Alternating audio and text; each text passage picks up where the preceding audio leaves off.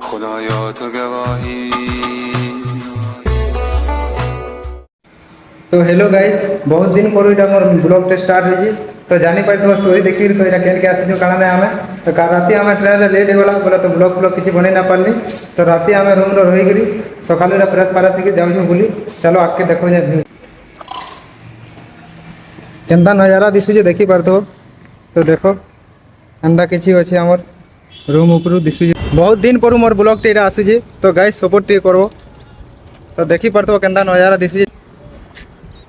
इन गोटे पड़ियाटे अच्छे आराम से क्रिकेट फिरकेट सब खेली पार्ब और साइड व्यूटा तो बहुत बढ़िया लगते सब। बर्तमान तो आम ऋषिकेश नईटा अच्छू तो आगे जाऊँ चलो केन केन जगह जाऊँ काଣା काଣା ऋषिकेश फेमस जगह मैंने आपको देखो चलो। तो फाइनाली आम बाहरी साइलुन मोर दादा मैंने बाहर जाऊँ तो साई घाट रामझूला जीवार अच्छे तो तुमको मन को मैं देखो तो ब्लॉग भी कंटिन्यू रहो आगे सब ब्लॉग मैंने देखी पार्ब। तो आज पूरा ऋषिकेश घूमू तो सब किसी आपण को देखा वीडियो दी कंटिन्यू तो सब किसी बुझी पार्ब देखी पार्ब केन केन जगह जीमु काଣା काଣା नहीं सब तो वीडियोटा एतकी थी